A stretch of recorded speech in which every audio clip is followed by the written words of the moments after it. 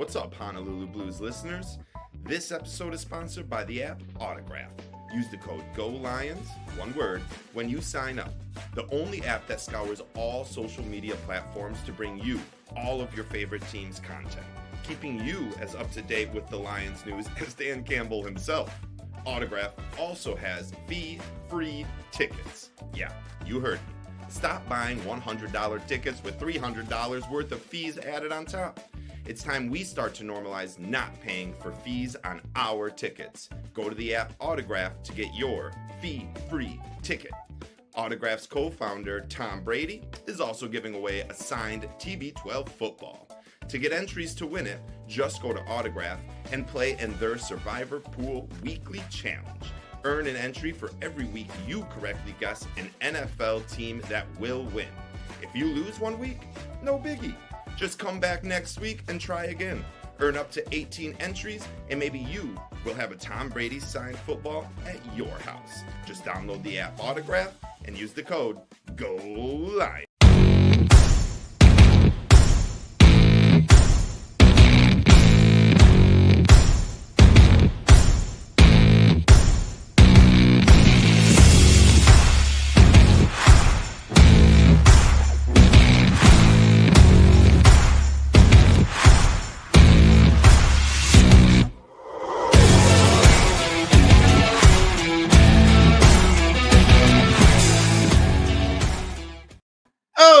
Let's go Lions! Ain't nothing hit like that Honolulu Blues intro music on a Victory Friday. We are the Honolulu Blues, presented by Pekin Autograph. And boy, oh boy, do we got a doozy of a show for you today. As always, I'm Nick. That's Adam. That's Julius. And boys, I know we are chomping at the bit to talk about this Houston game from last Sunday to get into this Jacksonville game. But before we do anything like that, you guys want to play a little game? Always. Do I want to go 2-0? Oh, man. He's already calling. So this is another Who Am I game. I got 5 pitchers. We're going to bring them up, and it will benefit you to be loud because whoever I hear first is who I'm giving the point to. I am the judge. I am the, the judge, I can't remember what the saying is. The jury, the executioner. Yeah, there we go. Golly, that's what I was trying to get to. All right, here we go. Let me get this set up. All right, for the first one, boys, who am I? Roy Williams. No. I know. Marvin Jones. He could not. He's so excited he couldn't even get the name out, but he is right. That is a Marvin His facial expression almost got me. I don't know why I said Roy Williams. Damn. All right. So I jumped at the jersey number too fast. I was wondering if that was going to be a giveaway. That was my number 1. That's why I put it number 1. All right, here's number 2. Julius up 1-0. Titus Young. That is. Oh, did you both say that? Yes. I said it first. No. I have to give that to a tie because both blended so close. Like, I couldn't even figure out who said first. Like, hey, you in the comments, who said it first? Hey, Travis, I see you out there. Who said it first? Bro? That's true. If we get a comment dictation, I'm okay with whatever they decide. I'm going with the tie on that one. Still 1-0. Julius, ready? Who am I? Tony Scheffler. Incorrect. Oh man, this is predating me. Oh, maybe. He was good for a year. As long as Julius doesn't know. You had Roy Williams, Jansen, Johnson. Give me an answer, Julius. Name escapes me, bro. Mike Fury. Mike Fury. Yeah, I had the F. I couldn't come with the Mike. All right, still 1-0, Julius. You got 2 left to go.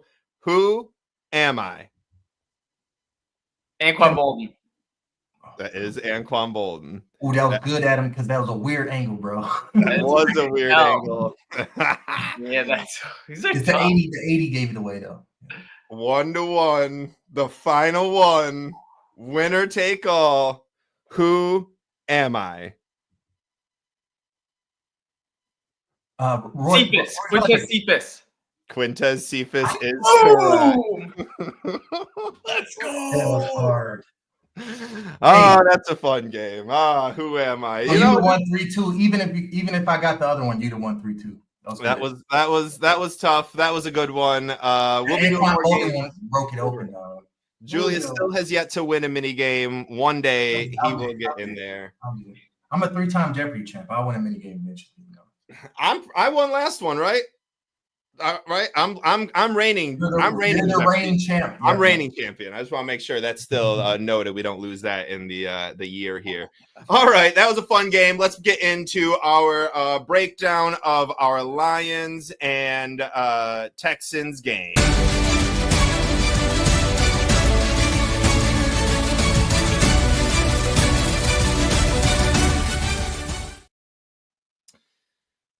It was freaking unbelievable. Sunday's win was amazing. Adam and I spent it together. We spent all day together. We watched 1 p.m. games. We watched 4 p.m. games. We sat through for the Football Night in America break, and then we buckled down for the Lions game. It was phenomenal. I'm going to start over with Julius, though, across the pond. Overall, how are you feeling now that game has sunk in, Julius? Well, while you guys were spending an entire day together, I was sleeping in preparation for 2:30 game time a.m. here, all fault of my own. But at first, I thought I was wasting the night of my sleep, bro. I thought I was like, I need to get back in bed. This one of those games. It's one of those games. Golf. Golf just pretty much handing the ball away. You know, even a couple fluke tip balls, but in the beginning, I didn't feel good. I damn near abandoned the game before halftime. I'm not even gonna lie. When they went up 23-7, I was questioning my existence at 4 a.m. So, but I stuck with the game, and yes, the end feeling was amazing. I was happy. I was awake. I was as thrilled as any other Lions fan that happened to be at the game watching it. It was amazing. It was an amazing comeback. It was. Adam, same question to you. How you feeling now that it's sunk in? That was one of the most fun Lions games I've ever watched. But to take it a little back, all the 4 p.m. games were terrible blowouts. So, like, me and you were watching football, and we're just like, nothing's happening. The Eagles are pounding the Cowboys. The Cardinals are beating the crap out of the Jets. It's just, vibes were low. And then the Lions started out like that, and it felt like this roller coaster was just plummeting down. It was like, that's how today's going to go. It's shitty football day, man. This sucks. And, oh, man, I don't want to say I called it, but there's a few keys that I did call. I had an official prediction of Carlton Davis having a MVP performance. Granted, the top two, Brian Branch and Aleem McNeil, were taken by Julius and Nick. But I chose Darius Smith, who was ruled out. So I pivoted with an unofficial. Unofficial. Just Carlton unofficial. Davis, I had a weird feeling. He was due, man. He's a good player, and we finally saw it. We're going to get to him a little later, too, in the injury history. Spoiler, broken thumb. But we'll get to that in a bit. Carlton balled out. And then, Nick, I said this to you before the game started. I said, I don't know, man. Joe Mixon, he's going off right now. But, I watched him a lot in Cincinnati. And if he can just have that one off week where he's going to have an off week, and he's had like 5 straight 100-plus, great games. And sure enough, I said, hold Mixon under 70 yards, and this should be doable. And that was huge. We held Mixon to like 50 yards or something like that. We pretty much stopped me. I know he had 25 carries, so they were really trying to get him going. Yeah, 2 yards per carry. They keep Travis. That was a huge key to victory. But man, oh man, then the icing on the cake was Jake Bates, man. Like, oh my gosh, this dude, I've been beating the Jake Bates drum. We will get to Jake Bates. Hold your thoughts on Jake Bates. For everyone who's ready to hear Adam salivate at the mouth to talk about Jake Bates, just, hey, hold tight. It's coming in the show. It was an amazing victory. Adam and I sat there at halftime, and we're like, all right, dude. We had another friend over, and it was like, if the Texans come out 23-6 or whatever it was, and they score, then it's over. There is no reason for us to be here, like a waste of a day. Adam and I haven't lost while watching together We saw the Lions beat the Chiefs last year. We saw them beat the Rams this year. And so we were trying to really push it. I wore a sweater that just was like cursed beyond belief, but I thought there was enough mojo for the Lions, and mojo between me and Adam being 2-0 watching Lions, and me and our other friend was 5-0 watching Lions together. So it's like, there's enough mojo. Let's wear it. Halftime, we were getting our butts whooped. I whipped that sweater off and threw it, put on a different Lions sweater. We all know the rest. It was history. I don't want to say that I won the game for the Lions, but I will say that I definitely won the game for the Lions by changing my sweater. Let's keep it going here. Julius Jared Goff, was the big name after this game. Like, everyone couldn't stop talking about Jared Goff, but not for the right way. My man threw 5 interceptions and the Lions still won. So my question to you are just, what are your thoughts on Goff in general? And then what is your thoughts on the Lions' resiliency? All right, first with Goff, honestly, I believe the man is kind of unlucky at times. Like, those first 2 tipped interceptions was, BS. The third one, or it might have been the fourth, that he threw right at the end of the half, giveaway. I mean, like I said, he could have just handed it to one of the defensive linemen and then tackled him immediately. But it's kind of fluky, kind of unlucky, and I feel like Goff has that kind of streak in him where he gonna have a game or two in there where he just not having the best luck, the best tip of the ball. And the same thing could be said with fumbles too, even though I don't think he had any in this game. He has a history of kind of being loose with that fumble on the blind side. But I don't know if you guys remember last week. I told you guys I had a theory. And that theory was this Lions team, America's grand team, is player proof. It don't matter if our franchise quarterback throws 5 interceptions in the game. We're gonna win. That's true. It don't matter if our star defensive player of the NFL snaps his leg in the middle of a game. We're gonna blow you out and leave. And do the hustle on the way out. True with the 5 interceptions from Jared Goff. Ain't no way in HELL that the same old Lions that I used to know that don't exist no more would have won that game.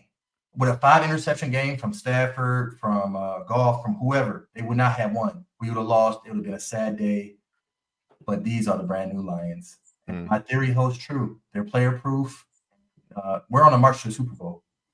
Player proof, ref proof. I think you were talking about last week as well. Like, it's just, we're not used to it. I was telling Adam last weekend, I was like, I don't like it. I just don't. My mind doesn't know how to feel when it comes to like being player and ref proof. Bro, it's don't. Like the new world, bro. It's like we're Columbus. We're discovering a new. I mean, he didn't discover it, and we're not discovering this. There's been teams that discovered, but we're discovering it for the first time. It's like a new world for us, bro. It's enlightenment, really. It's enlightenment. Man, what a Thanksgiving reference in November, dude. We discovered it and we take it. We may not have been the first ones to this land, but we taking over now, boys. This is yours now. We're the colonizers. We came in equipped, boys. You don't even know. Speaking of taking over, our defense took over in the second half, stopping CJ Stroud to 0 points in the second half. Adam, just how impressed were you with the overall defense in that second half and the way they battled through after the first half? It was so good. Terrion started playing a little bit better. He started off that first half with that rough defensive pass interference. It essentially got him that touchdown right before halftime. Then they got the ball back, and you're thinking, all right, we need a stop. Dan Campbell literally manifested it, gave a speech before at halftime saying, talked to a reporter saying, we got to get a turnover. And as they're airing that during the game, Carlton Davis comes up with a huge interception. Fortunately, Jared Goff would give it right back, which another conflictor where it's like that was the momentum, and the fact that we didn't get that touchdown right there and still won. There has to be like a minute left on the clock and like the Lions be down by 15 points for me to ever count them out. This team is just so resilient, so just gritty. What a gritty defensive game. We didn't have Zadarius Smith when like maybe the smart move was to play him this week and rest him for the Jaguars game or something like that. But hey, it all worked out. Trust Brad Holmes, trust Dan Campbell. They know what they're doing. We got the dub, and we saw some other dudes. Aleem McNeil stepped up big. We had Pascal stepping up. James Houston stepping up. It was good. It was good. The secondary was doing great. Branch, Nick, I told you, I can watch this dude make a tackle, and just by how and where the tackle is, I know for a fact it's Brian Branch. I will not have to see his jersey, see anything. Can't see the green mouthpiece, but I will just know that play was so good. Only Brian Branch be able to make it. God, and we got him in the second round. One of my favorite things about Brian Branch is that he stuck around in the green room, was in the green room for the first round, didn't get drafted. Everyone else left. I think Will Levis left, like bunch of players left. There, I think. What? He was the only one there at the time. He got drafted. Exactly. Everyone else that didn't get drafted in the first round didn't come back to the green room. And Brian Branch was like, no, dude, like, I want to walk up. I want to like get a hug. I want to walk across that stage. I do not care when it is. And the Lions got him. And it's one of the best draft picks ever. From second round picks travesty to like second round picks being our biggest freaking oomph, which is just awesome. Let's keep it going with Carlton Davis. He finished the day with 2 amazing picks. Again, like Adam said, one in the beginning. He had another awesome out of nowhere pick on Stroud. Julius, just how much did Carlton Davis step up and finally impress you last week? A ton. And it came in time. I know we're going to talk about Arnold later, but I mean, I was a little worried about Davis a couple weeks there. He was, it's just PTSD with the secondary, really. That's really the only remnants of PTSD left over from the old Lions. I feel like for a lot of Lions fans, it's the horrid secondary that we had like the last 5+ years before this. So it was a great relief.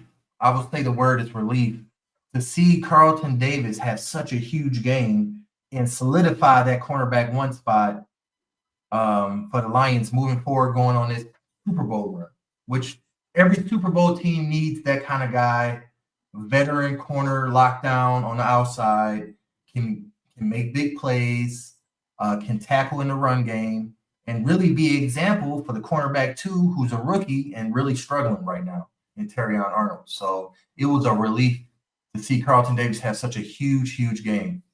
Yeah, gets a game ball. Basically really said it in his speech too. He said, doesn't matter, I'm here for you guys. I got you. And it's just all grit, don't quit, like name of our show. Like that's what Carlton Davis is. And if you're still wondering about Carlton Davis's injury, keep holding on. We'll be getting to it when we get to our injury report later on in the show. Let's jump over to Adam. Sticking with the defense, they allowed just 46 yards on 25 carries to Joe Mixon, like you had mentioned. 4 sacks from the defensive line. Just how impressed with you, Adam? Not the whole defense. I know you were just talking about, but I want to kind of break it down a little bit more. I want to go more in depth, and I want to talk about our D line without Zadarius Smith last week. Just how impressive was it with the loss of Aiden Hutchinson, and then these guys who we didn't know were going to, if they were going to be able to step up. We were still waiting for James Houston. All these defensive linemen really came together when we needed to. Just talk about what you thought about from the D line. They were phenomenal, man. They all stepped up collectively as like a group. We saw Reeder plugging gaps. Aleem was huge. Houston, huge. Levi, huge. They were really stepped up in the second half, especially. In the first half, it seemed like Stroud had all day, was just carving through the offense. But just like the fact that the Lions defense, and honestly D-line, I want to say we had 4 sacks again, and this was like the second or third time since the Hutch injury that we've produced a 4 sacks game, which is, I'll take that all day, especially with what we've seen in the pass. So the Hutchinson injury, man, if we had this dude on our team, I words can't describe how good we would be. There would be no close games. We would have still honestly, we probably would have blown out the Texans, even having Jared Goff throw 5 interceptions. So Hutch, man, every day I just think about, oh my gosh, next year is going to be next year could be even better. And even if we win the Super Bowl this year, because what's better than winning one Super Bowl? Winning two. And I know I'm getting way ahead of myself, but you guys get the point. And Za'Darius, I'm super excited to see him. Dan Campbell did mention that he might be on a pitch count or something like that. I don't think he will be, but let me rephrase. I don't think he will be for the first half. Once the Lions get a big lead, I definitely think he's either going to get pulled early or just, slowly phase him out when, some of the younger guys are stepping up. I love that. I cannot wait to see Za'Darius. I love seeing him coaching on the sideline. Like, it almost looks like we just went and traded for a new coach. You know what I mean? Like, we just get culture fit, man. Dude, it's just perfect. And the similarities between him and Rashid just are unbelievable. And obviously, when we traded for Rashid as the Pistons fan in 2004, we ended up making it and winning it all, going back the following year and losing to the Spurs. But just reminds me a lot of it. And I just love it. I cannot wait to see him. Julius, let's jump over to the offensive side. There wasn't a ton of like standout offensive players. There really weren't. We had to grit our way into this. However, Sam Laporta had a few huge catches, including a big touchdown and a catch to bring the Lions inside the 5. Laporta led the team with 66 receiving yards, but left the game in the third quarter.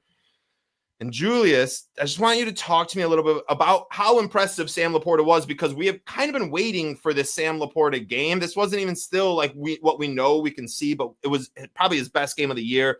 But he did have this injury. Should we sit him? Like, he's already out. So my question, which we had wrote on Monday, was, should we sit him this week? I think we should. But just talk to me about Sam Laporta in last week and how impressed you were by him. I mean, I was pretty pleased, especially on a fantasy level. I got him in a couple leagues. This guy's been a deadbeat tight end all year on a fantasy level. I love you, Sam. But it was great to see production. It was great to see targets.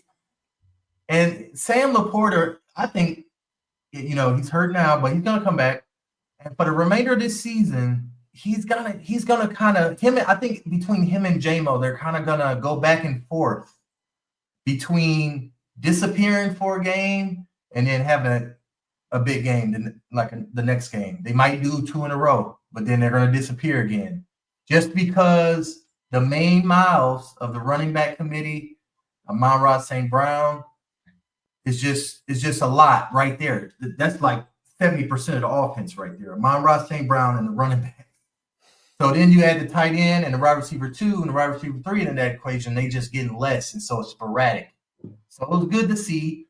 I'm not worried, because that's the way the Lions offense is. We're just too talented. We just have too much talent, bro. I'm sorry. What you gonna do about it? Matter of fact, I'm feeling real confident that Brock Wright might go off on the Jacksonville Jaguars. Start him in fantasy if you got the balls and the gonads and you down a few games. Jacksonville has allowed like the 4th most receiving yards to opposing tight ends, the 3rd most receptions, and like y'all hear this? Start. Hey, he's on the waiver wire. What? He's like 2% owned on Yahoo. I would be shocked if it was even 2%. Jacksonville Jaguar has the worst DVOA against opposing tight ends. He might actually be Hey, Shane Zylstra, friend of the show. He could also pop off. We saw him had a 3-touchdown game. Stop it, dude. If you just called a Shane Zylstra 3-touchdown game for the second time in his career.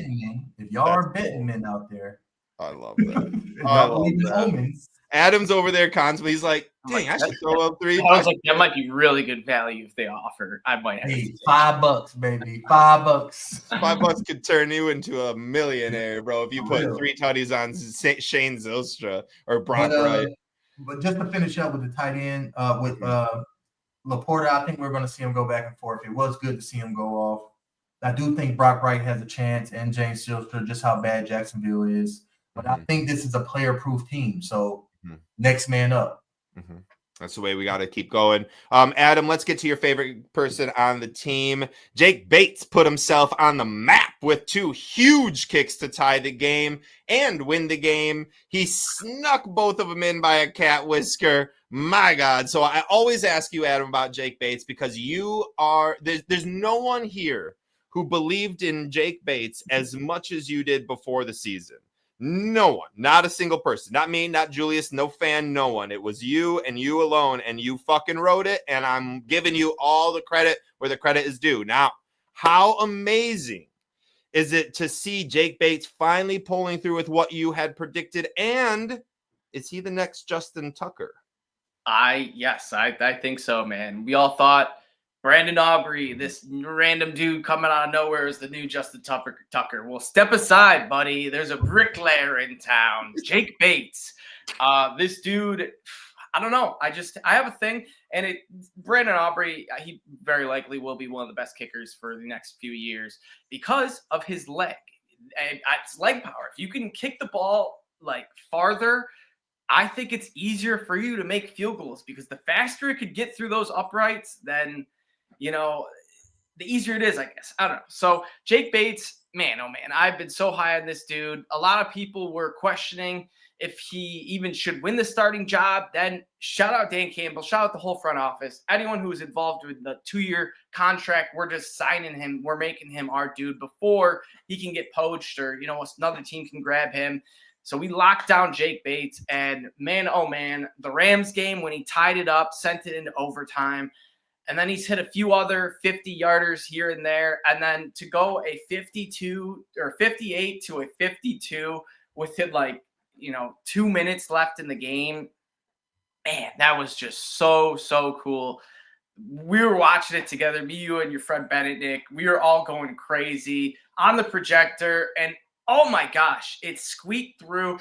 And this is the textbook example of this is brand new Lions, because same old Lions, if that's Jason Hanson, Eddie Murray.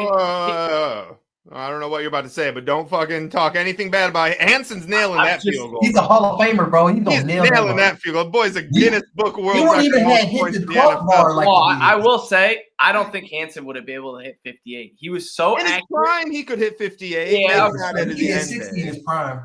Yeah, he could hit it. He's one of the best kickers of all time. Keep Jason Hanson name out of this, Adam. Yeah, Matt Prater, he'd have shanked it for sure. Kickalicious. Matt Prater, that was the name I was. Prater. Make that field goal, but it would hit the upright and go out, and we wouldn't get the lucky bounce. It would double doink. It would hit it, and then hit the bottom field goal post. Cody Parsons double doink. Hanson missed on Thanksgiving versus Texans in overtime.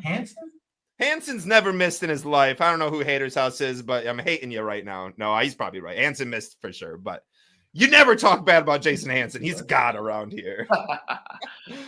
But you do think he's the next Justin Tucker? Yes. Then? Yeah. I like, in terms of clutchness here's a good question. Do you think Jake Bates will ever, I just don't think he's going to get the opportunity to kick a 65 or 64 yarder. I think he will. I think he will. I disagree. I think he will. Oh, I don't know about this season, but I do maybe even this Sunday. Maybe even this Sunday, dude. Actually, you're probably right, because the Lions are good enough to have a lead in a lot of games, and where Dan Campbell's like, you know what? I mean, I would literally tweeted this. I said, we should go send out Jake Bates second half. We're blowing out the Jaguars. Just kick a field goal on second down. What the heck? 70-yarder. See if he can do it. And if he can nail a 70-yarder, like, how cool would that be, knowing your kicker just nail the in-game 70-yarder? And I know it sounds long, but kickers these days can do it. And we see it happen in practice, in warm-ups. They just don't really get the opportunities in games. And when they do, I want to say Janikowski attempted like a 70-yarder one time, and he wasn't even close. But that was like one of probably 3 attempts over 65 yards ever. So the more opportunities, I think I'm switching. I do think Jake Bates will hit a 65 yarder. Yeah, he's going to hit it, and he's going to go. Tell him to bring me my money. Yeah. He's going to get his money, though. Look at this comment. Look at this comment. I love this. Yes. It would break minds, bro. And listen to this. At the beginning of the year, I did all of my predictions, and then just this week, and this is like NFL predictions, I doubled down. It was like one thing I really liked. It was me picking the Commanders to make the playoffs. The thing I didn't like, I picked the Colts to make the playoffs. And then one thing I doubled down on is the Lions 31-30 victory over Baltimore in the Super Bowl, We're down 30-28. Jake Bates hits the 67-yarder to win it as time expires. 31-30 Lions. I'm telling you, we're all predicting the future. Let's keep it moving. Julius. All right. Dan Campbell credited a portion of the win to the fans. Starting in the last 7 minutes, our fans showed out. Being an ex-Texan and still one at heart, everything is bigger in Texas for Julius. I'm sure you noticed the crowd noise from the Honolulu Blue faithful, even on TV across the pond. How amazing is it to see the fans continue to travel week after week as much as they are? It's absolutely amazing and riveting. Honestly, as a former Texan, I've been in that stadium. I've been at NRG Stadium in Houston a couple times. They both resulted in L's, just like the Cowboys games I went to. These were the same old Lions, bro. And they were going to break my heart even on the road. And a lot of times I felt very lonely in those moments. I looked around, I saw a few Lions fans, but we were all very quiet. And to see that, bro, to see Lions fans taking over stadiums in Dallas, Houston, everywhere they go, it's just it makes sense, bro, because this is something I would have done, bro. If I would happen to been there during that time, that time was then, but it's not. But you know what I'm saying, dog. That's like I knew we were capable of this as a fan base. I used to tell everybody Lions got the best fans in America. Out of every sports team in every league, the Lions fans are the best fans, the most loyal fans, the most passionate fans in the United States and perhaps throughout the whole world. I'm even calling out soccer clubs with like those crazy ultras and they be lighting off fireworks. Listen, we are capable of all that and more, bro, because Detroit Rock City, don't nobody rock harder than us. Don't nobody party harder than us, and nobody represents harder than us. Oh, I love that. That's so true. If anyone saw the video after the game in Houston and NRG Stadium, the Lions fans started doing the hustle. And Julius would have been leading the damn hustle. I would have been leading it, bro. I would have been leading it. And there's so many thousands, tens of thousands of Detroit expats that live in Houston, Dallas now, Texas, Florida, Arizona, the Sun Belt. They're from Michigan. They don't live there no more. They miss home, bro. Just like me, bro. I know. I can relate. And so they all pour in for that. And that's all of that release, bro. That homesickness, it's all coming out, bro. And it's like they're saying hi to everybody back home. Like we got y'all here. That's what's happening. Oh, I love that, Julius. However, I will say I've been over. So I went to Spain for 3 months way back in the day. And I went to a few games over there, soccer games. I have never seen fans. They had songs upon, like we got the Gridiron Heroes. They had 17 different songs ready to go. There was one point where the entire stadium turned their back and just like she did this chant with their back turned while the other team was doing a penalty kick. It was insane. I've never seen anything like it, but it would be so fun if the Lions could coordinate things like that. That would be in Germany next year, bro. Oh, shoot, dude. If we go to the big game. You know we're playing. I'm gonna be there front row and center, bro. You gonna see me behind the Monroe on the sideline. It better be a road game for the Lions. I don't want no home game out in Germany. I'm not gonna lie. I agree. That's always a disadvantage. Though I do think if we play out in Germany, it'll be a home game no matter what. Like our fans will be ruthless out there. Okay, let's keep it moving because everything was not the hustle. Everything was not unicorn and rainbows. In fact, we were down 24-6 at halftime. So there's a few things we need to talk about. What was it? 23. Oh, you're right. Right. Thank God, because it may have been different. All right. So, Adam, what was I going to say to you? David Montgomery found the end zone, but finished with a mere 32 yards on the ground and a 2.7 yards per carry. Do you think something is up with Monty? Well, I know where he finished with 32 yards because if you would have got 8 more, I would have won an extra $350. So, sorry, Monty. Still love you. No worries. Don't worry about it. No, I just think this was a product of a good Texans defense. Their run defense has been pretty good the last few weeks. No one's really has exploded on them. Jahmyr Gibbs, I guess, didn't get the touchdown. Monty did get a touchdown. It was a nice classic Monty run. the yards per carry, it's a little, head scratchy, but it's just because we're so used to Monty getting 5 yards per carry that we're just spoiled with it almost. So he will have, slow games like this. And as long as he's getting a touchdown or, 50, 60 yards, then, that's solid for me because Gibbs is going to do his thing. And honestly, vice versa. If Gibbs, has just a 50-yard game, I expect Monty to, take over. So as long as Sonic or Knuckles can step up, then I think it's fine rolling forward despite what the box score says. So follow-up question to it. 19 carries for Gibbs, 12 carries for Monty. It's probably one of the most lopsided we've seen since the Monty getting injured against Minnesota. Do you think the torch is passed now where it's Gibbs 2/3 of the time and Monty more so for close goal or close scrimmage yard gains, Possibly. I feel like they felt Gibbs matched up better, was just a little more explosive and had the hot hand, so they kind of just rode with it. Yeah. But what we did see was Gibbs came out on that first drive, which Montgomery has come out, I'm almost positive, every single opening drive for the Lions. So we, point out, we're like, oh, Gibbs getting some first drive action. All right. So that was interesting. I don't think this was a passing of the torch game. Now, if Gibbs comes out and we see this happen again, then maybe. But I still think Monty, it's 1A, 1B. I wouldn't even be surprised if Gibbs, started certain games and Monty started other games and they just, flip-flopped like that. But I still think they're 1A, 1B. Okay. I've been saying it forever that Jahmyr Gibbs is the best running back in the NFL. I stand on that, where he's better than McCaffrey if put in the same situation, better than Henry if put in the same situation.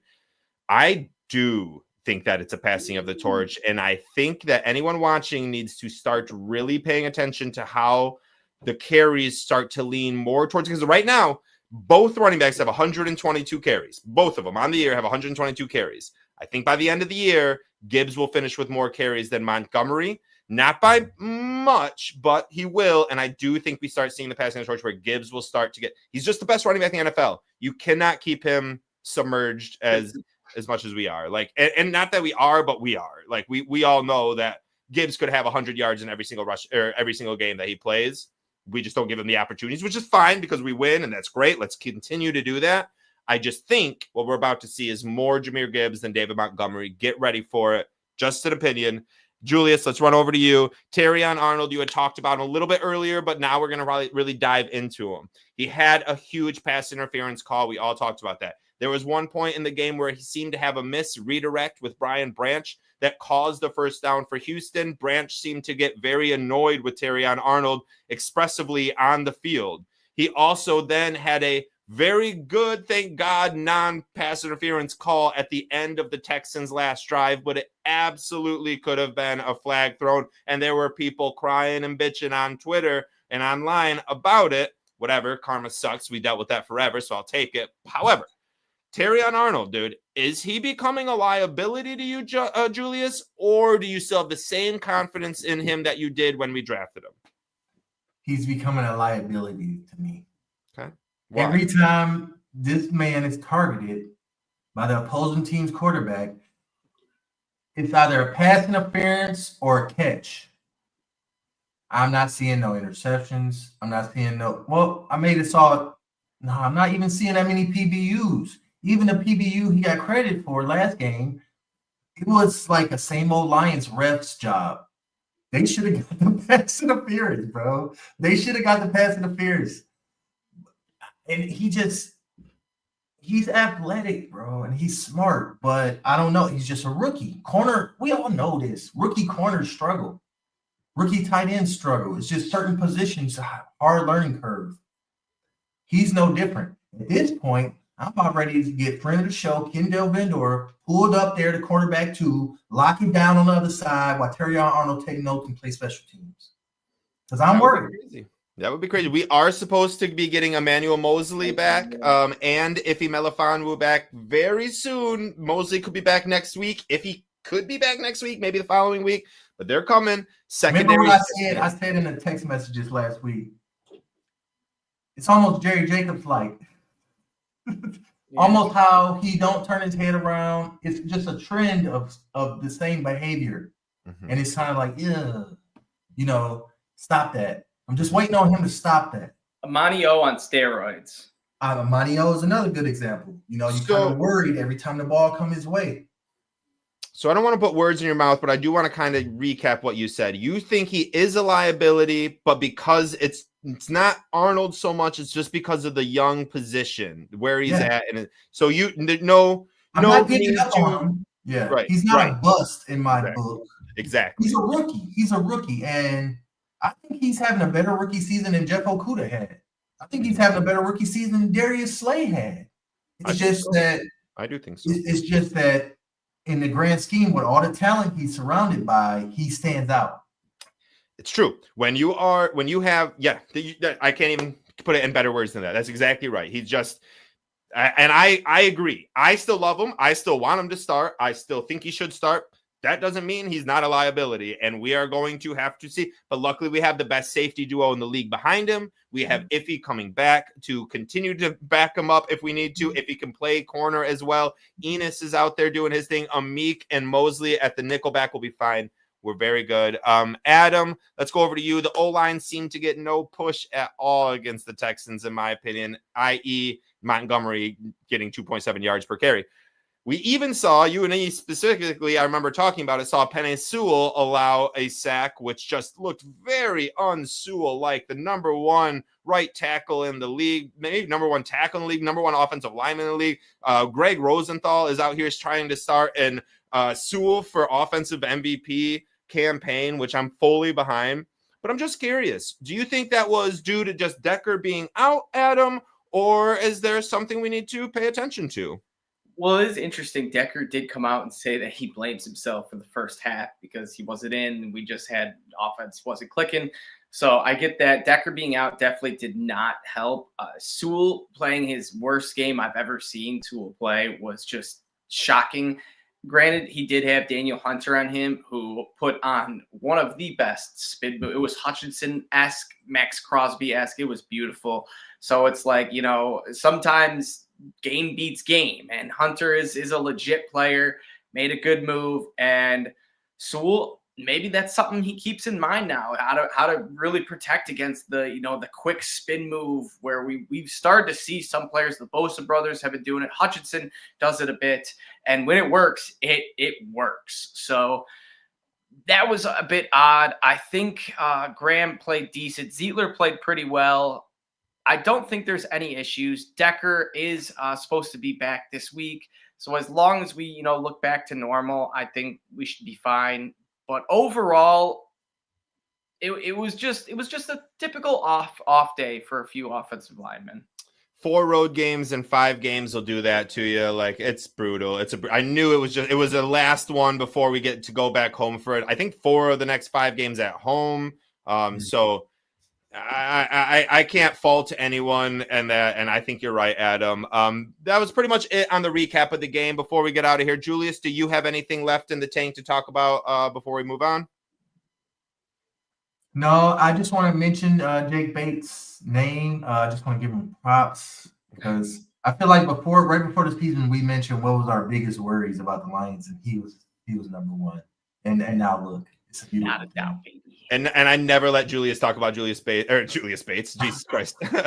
Jake Bates. I never let Julius talk about Jake Bates because I just love hearing Adam swoon over him day after day. He's been swooning over him since his Michigan Panther days. Dude, it is like watching a 13-year-old talk about Sydney Sweeney. You know what I mean? When Adam talks about Jake Bates. So I just love it. You know that little dance that Jake Bates did after he hit the field goal? Oh, yeah. I love it, bro. I love it. What was it, Adam? What kind of dance was it? Costco guys. The Costco. The boom? The boom guys? The boom or the doom guys. Yeah, the little. Oh, he did it so smooth. Yeah. I hate those guys. I did not know that was that dance. Go back and look at the celebration. He did it so smooth. We need to have a video clip of that. All right, let's move on. Costco guys. She's got to. She's in that group where some were friends, Yeah. Okay. All right. We'll get a good video of that. Next time we'll have some good videos up for us.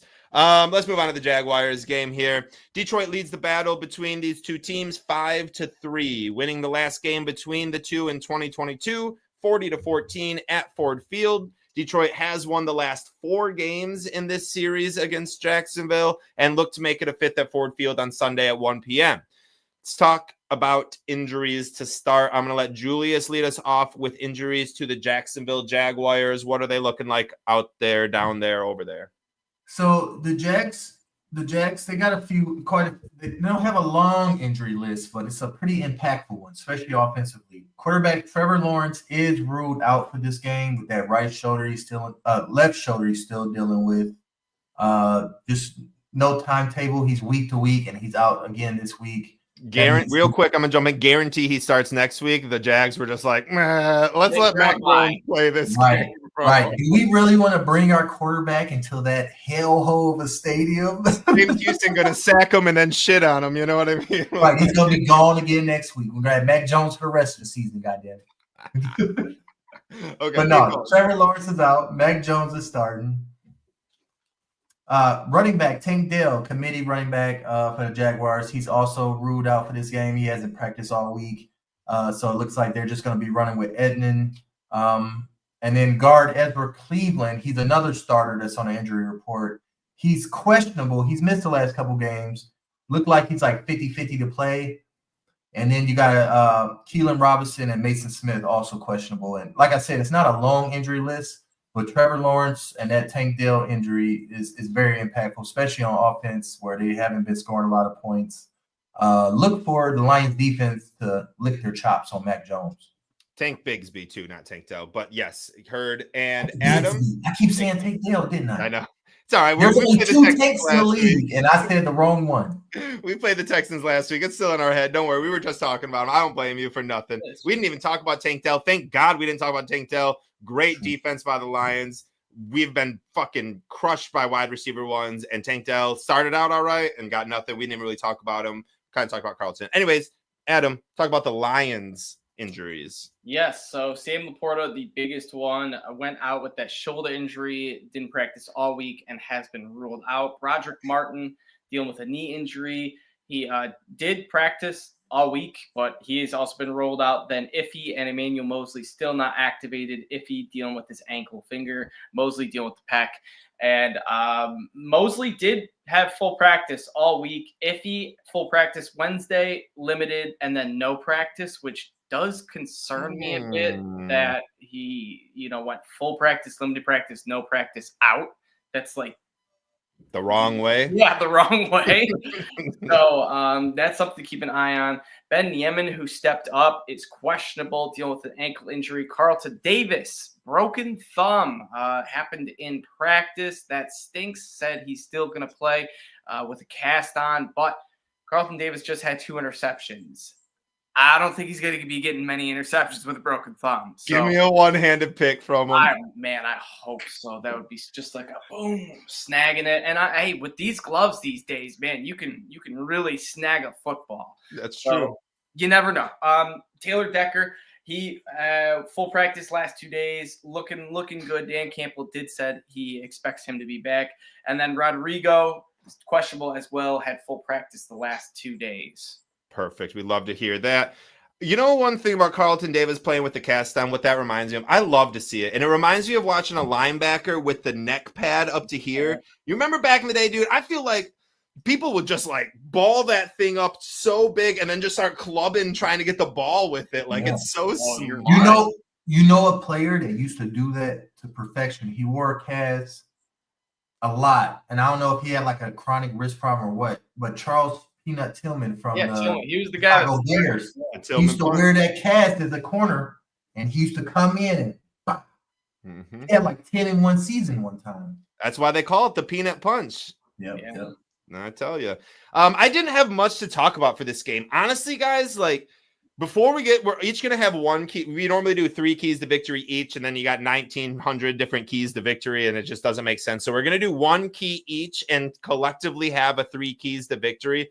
Before we jump into them without spoiling your own key to victory, is there anything you really want to talk about? Like, I thought this game, when I look at this game, 14-point favorites, I'm just like, what are we supposed to talk about? Should we hold Mac Jones to under 200 yards? Like, is Brian Thomas, like, honestly, like, Brian Thomas could be a fun conversation. Like, Josh Allen on the other side could be a fun. Do you guys want to talk about anything? I'll start with Julius. Julius, is there anything in this game other than your key to victory and predictions that you want to talk about real quick, or no?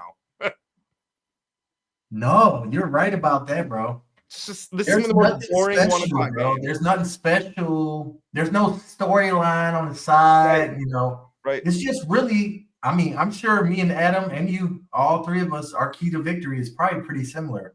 We'll see. Probably. Adam, did you want to talk about anything before we get to our keys to victory? Yes, actually. Good. And it's the fact that there are some Lion fans out there that I get it are like, we got to take this game serious. This could be a trap game. And I'm at the point where a team like this and the Lions, we would have to see injuries, flukes, awful reffing, Jared Goff, 8 interceptions, defense playing, like so many bad outcomes for the Lions to actually lose this game that I just don't think it's possible. I think the Lions are truly going to go into Ford Field and stomp this team, similar to what we did against Tennessee, against the Cowboys, and even against the Seahawks, posting 42 points. So the Lions, the trap games right now, if we play a bad team, I'll say it again with Indianapolis next week, I won't bat an eye about thinking it's a trap game. We're just too good that all we need is, you know, a few guys to step up, and that's enough to beat, you know, a Mac Jones-led Jaguars team with a Doug Peterson head coach who was and still might be on the hot seat. So I think Dan Campbell's going to run laps around him, and yeah, that's kind of about it. Yeah, and I agree, and it's crazy to think that this is what happens when you hold someone down for 70 years. Their team starts out 8-1, and it's like, we'll never lose again. Yes. We're the best team in the world. We are trapped. Nothing can beat us. We are injury proof. We are player proof. We're ref proof. We're trap proof. For everything. Yeah, they shouldn't have let us out, man. They woke the sleeping giant because we're here now. Let's get to keys to victory. I'm going to lead off the key to victory to make sure you guys don't steal mine.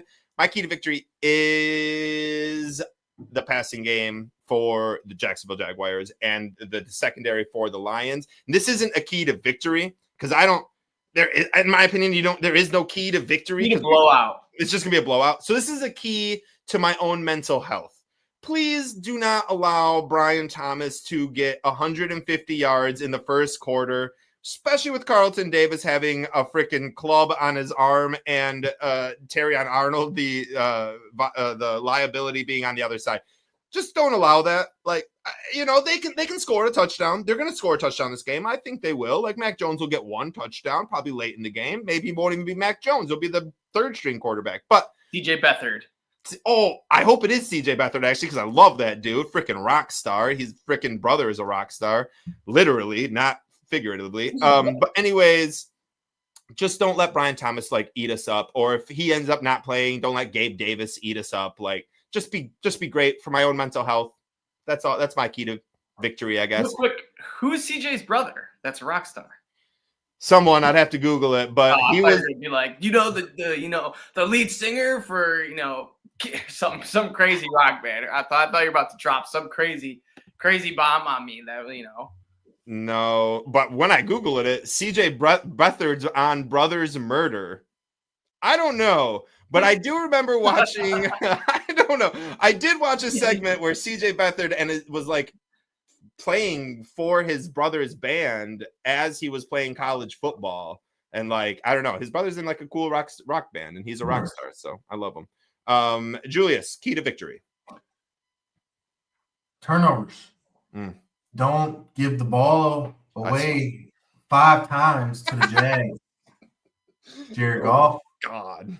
Don't do that again. Don't do it twice in a row. Don't twist your luck, Jared Goff. You know what I'm saying? Take care of the football, and we'll win the blowout. That's my number one key to victory. My secondary key to victory, which was injuries, I'm not even going to bring up, even though I just did. Turnover battle, number one key to victory. Don't give the ball away to that team. Julius is just like, I got 3 keys to victory. Let me say them all. Goddamn it. And my third one, actually. Adam, Right, exactly. Adam, what's your key to victory, bud? I was kind of going with turnovers, so Julius actually did kind of. He was right when he said we all might have the right one. Yeah, because On the fly, on the cusp. What do you got? the only way. I'm just gonna say run the ball. Just run it. You know, we could honestly run this ball 55, 60 times and win this game like easily. Like, don't try to get cute with it. I know we would love to see some Ben Johnson trick plays, but you know, Ben, we don't need to show anything right now. This is the Jaguars. Keep it in the bag. We've pulled a lot of trick plays out. I know the well is deep, but just save it for the big games, the big moments, and just run the ball. Keep it simple. And I think that's how you beat bad teams. So you just keep it simple and stick to the basics. Michael Scott says it best. Keep it simple, stupid. KISS. Our keys to victory are turnovers. Don't do them. Secondary. Play great. Run the ball like your life depends on it. And that's how you win the game. You know, it's easy as that. Let's get to our fun predictions game.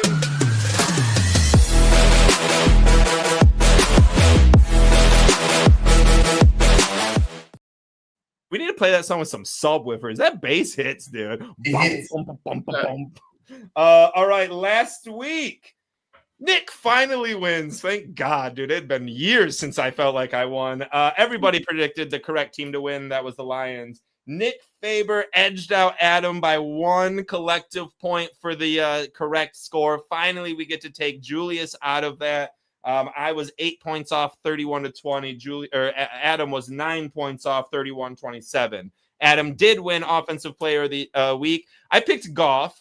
I'm surprised he didn't win, but I guess collectively we decided he didn't win Offensive MVP, so it went to Jahmyr Gibbs. That was Adams. And then I did take home Brian Branch on Defensive MVP. It was close between him and McNeil, but due to Twitter, they said Brian Branch. He's everybody's favorite. Julius called it out and said it's everyone's favorite, so I'll take the victory. Adams' official Carlton Davis does not count. To get that shit out of here. Don't pick someone who doesn't play in the game.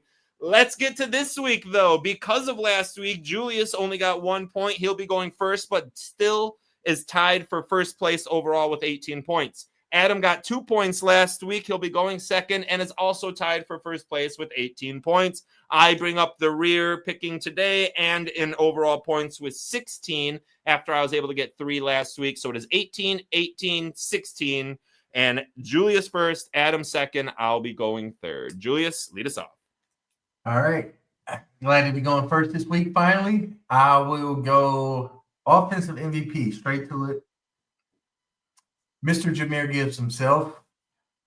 I expect his direct trajectory to continue rocket-like. Dang, I wrote down Gibbs and then circled it like he already won.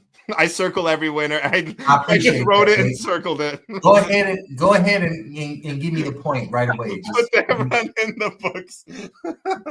All right, we'll see how that goes. He's really good. He's really good. He is.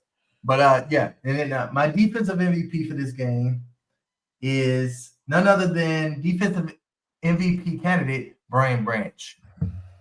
I just got to take the low-hanging fruit. Smart. He's the Gibbs of the defense, and I like Gibbs.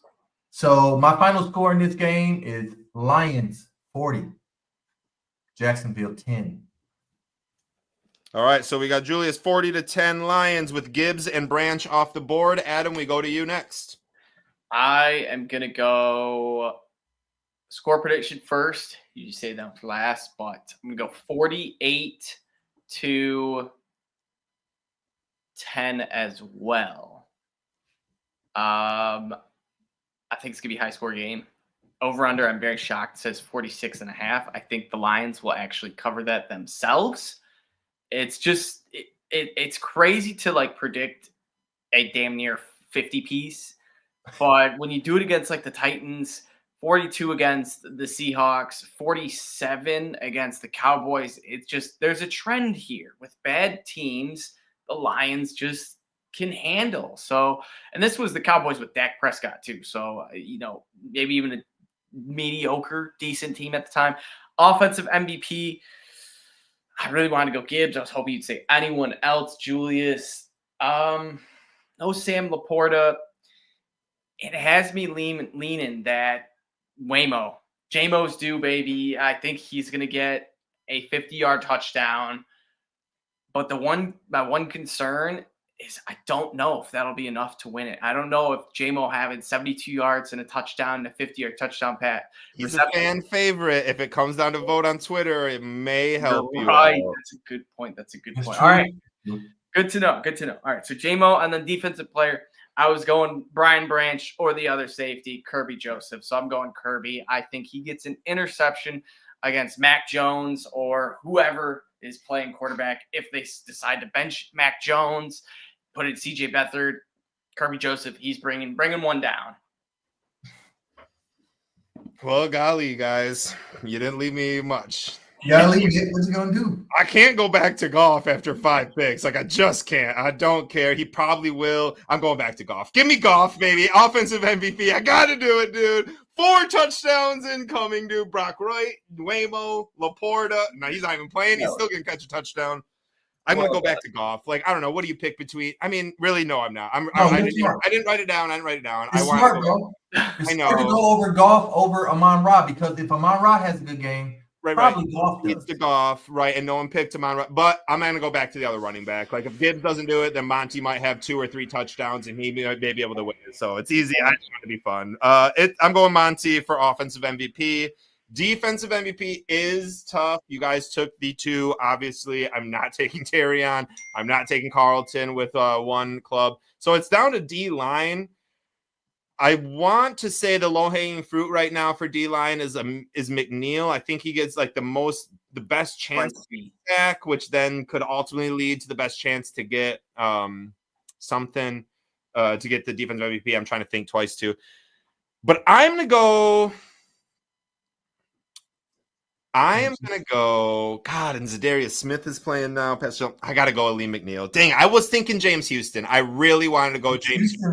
He might be. I know he might be. I'm going to be sick to my stomach if he comes away with 2 or 3 sacks this game against Jackson. It's just too risky, though. Because, with Pascal and Smith now and Houston sitting on Gatorade, I don't know. I'm going to go with McNeil. That's what I'm doing. And then I'm going to go Lions win as well. And here's where we're going to sit. Lions 31. Jaguars 0. Oh, that's a shutout, boy. Shutout. Oh, baby. It's a 31-0 shutout. And I'm risking my total collective points for the score for going for the exact. I'm like doubling down for the exact. I do think that Mac Jones will not be able to get the ball past the halfway mark until it's already 24-0 Lions, and they can't kick field goals anymore, and they have to go for it. And that's kind of ultimately how it ends. 24-0 at halftime. We'll get 1 more touchdown the second half, but we'll just run it and we'll waste the clock. 31-0 Lions victory. Have I saw a Lions shutout in my life? All right, have we saw a Lions shutout in our lives? Yeah, we had to have seen. When? Hold on. Oh, we cannot end the show until here we go. Detroit. Oh no, that was the Detroit Lions got shut out. I'm not helping. I've seen that. All right. Oh wait, no. Oh, it says got a shutout. I read that wrong. All right, we shut out. Wow, our last shutout, 31-0 against Green Bay, 2018. 2018. What? I do not remember that game. Matt Patricia? I think that was the one that broke it, and I don't think 31-0, December 30th, 2018. These touchdowns: T.J. Jones 5-yard touchdown, Levine Toilolo 8-yard touchdown, Zach Zenner touchdown, T.J. Jones another touch. Like what? What's going on here? Oh, Sean Kaiser started for the Packers. That's okay. Oh, from Cleveland. I remember that. It was Matt Patricia era too. Wow. And then before that, it was 1996. So. He got that shutout, and we were like, Patricia, come back for 2 more years. Luckily, it all ended up working out. Adam, Everyone's done watching this show. No one's even watching anymore. Take us out. We have shut out the Jaguars before too, 44-0. But anyways, check us out at Honolulu Blues for more awesome stats and info on the Lions like that. Also post some funny memes here and there. As always, check us out individually at Everyday FFB for myself, Nick Faber NFL, and the fifth top for my man Julius at 16-1. That got me thinking, Julius. The Lions go 19-1, win out. We don't lose a single game. Might be the best season of all time. All time. I know the Dolphins have the 17-0 season, but or maybe 17-0, 18-0. There's one person on this show that predicted 16-1 before the season even started. Not me. I predicted 17-0. Not Adam. He predicted 3 losses. I did. Julius predicted 16-1. I just felt it in my bones. Shut the fuck up. End the show, bro. End the show, bro. Forward. As always, go.